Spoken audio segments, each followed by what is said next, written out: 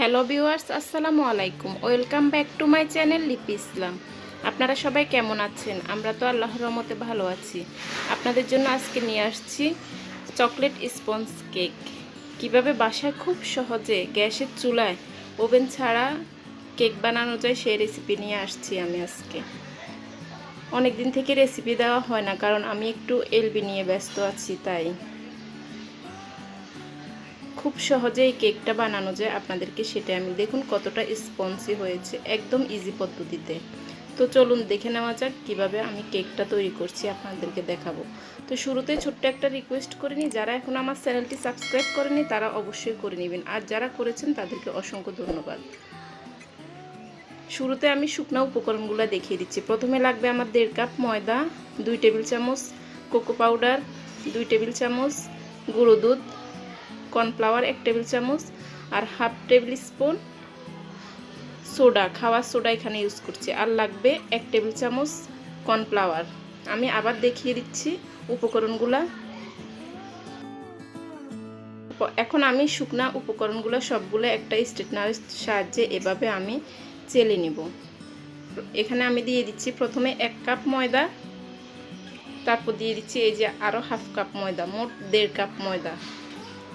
আমি একটু বড় সাইজের কেক তৈরি করব। আর এখানে দিয়ে দিয়েছি 2 টেবিল চামচ কোকো পাউডার, দিয়ে দিচ্ছি গুঁড়ো দুধ 2 টেবিল চামচ, 1 চামচ দিয়ে দিয়েছি, এখন দিয়ে দিচ্ছি আরেক চামচ।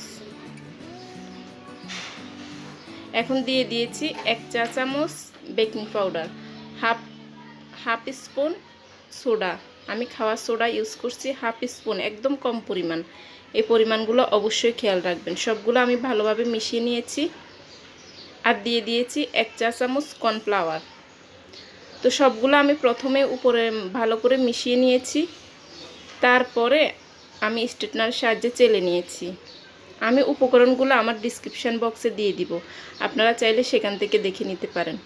তো আমি এখানে নিয়ে নিয়েছি এখন 4টা ডিম। ডিমের কুসুমগুলো আমি আলাদা করে নিচ্ছি। ডিমটা অবশ্যই রুম টেম্পারেচারের হতে হবে, ফ্রিজের ডিম হলে হবে না। তো আমি এখন কুসুমগুলো আলাদা করে নিয়েছি। আর লাগবে হলো আমার 1 কাপ চিনি। এখন আমি কুসুমগুলো যে আলাদা করছি, সাদা অংশটাকে আমি বিট করে নিচ্ছি। বিটার মেশিন না থাকলে আপনারা হ্যান্ড উইপস দিয়ে করতে পারেন। আমি যে আমার 1K সেলিব্রেশনের কেকটা বানিয়েছি সেটা আমি বিটার মেশিন ইউজ করি নাই, এমনি হাতে করেছি। সেটা যদি দেখতে চান অবশ্যই জানাবেন, আমি শেয়ার করব কিভাবে বিটার মেশিন ছাড়া কেক বানানো যায় পারফেক্ট স্পঞ্জ কেক। আর লাগবে আমার 1.5 কাপ তেল। এখন আমি 1 কাপ তেল দিয়ে দিয়েছি, আর হাফ কাপ তেল দিলাম। প্রথমে আমি 3 মিনিট পর্যন্ত শুধু সাদা অংশ স্পঞ্জ করে নিয়েছি, বিটার মেশিন দিয়ে বিট করে নিয়েছি। তারপর আমি 1 কাপ চিনি দিয়ে আবার বিট করেছি 1 মিনিট। তারপর 1.5 কাপ তেল দিয়ে আবার হাফ মিনিটের মতো বিট করেছি।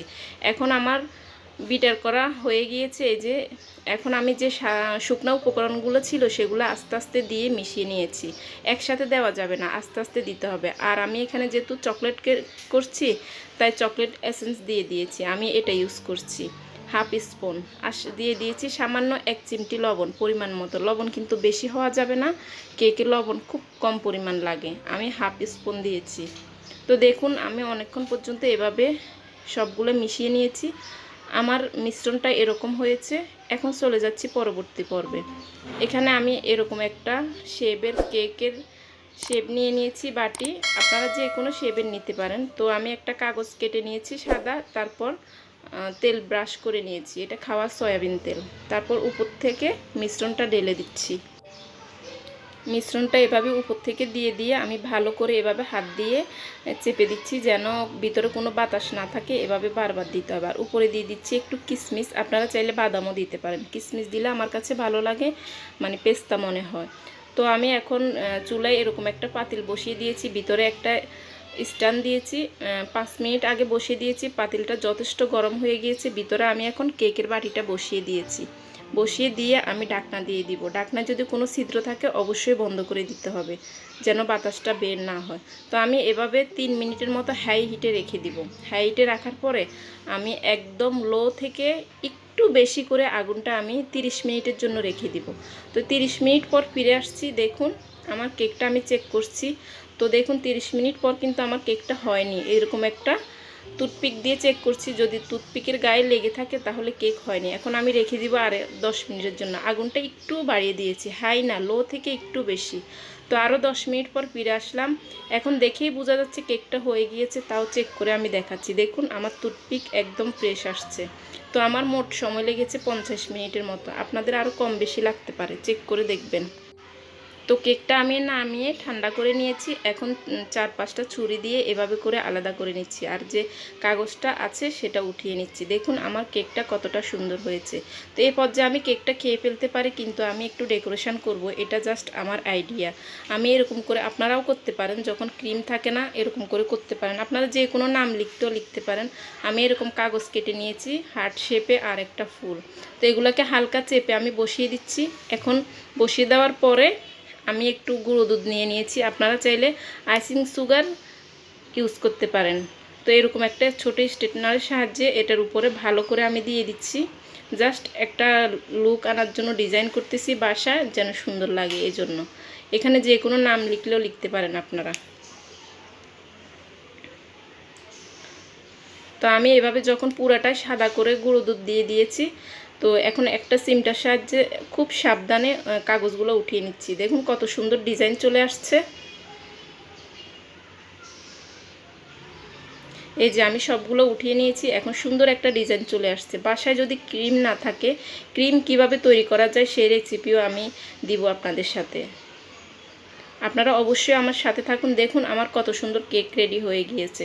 যারা এতদিন থেকে আমার সাথে আছেন অসংখ্য ধন্যবাদ। আর যারা এখনও আমার চ্যানেলটি সাবস্ক্রাইব করেননি তারা অবশ্যই করে নেবেন। তো আমার কেক এখন রেডি, এখন আমি কেটে দেখাবো। খুব স্পঞ্জ এবং মজাদার হয়েছে। আপনারা অবশ্যই পরিমাপগুলো ঠিক রেখে তৈরি করবেন, অবশ্যই ঠিক হবে। তো দেখুন আমি কেটে দেখাচ্ছি কতটা স্পঞ্জ হয়েছে। এই যে দেখুন, আপনারা চাইলে সেম পরিমাণ ব্যবহার করে ভ্যানিলা এসেন্স দিয়ে ভ্যানিলা ফ্লেভারও ইউজ করতে পারেন, সেক্ষেত্রে কোকো পাউডার দিতে হবে না। আর সবাই আমাকে ভিডিও রিলেটেড কমেন্ট করবেন, তাহলে আমি সবার ঘরে অবশ্যই যাব। দেখুন কেকটা কতটা স্পঞ্জ হয়েছে।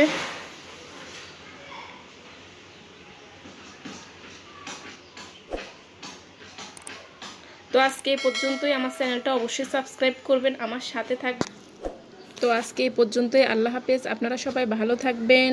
আসসালামু আলাইকুম। আমার পরবর্তী ভিডিও দেখার জন্য আমন্ত্রণ রইল।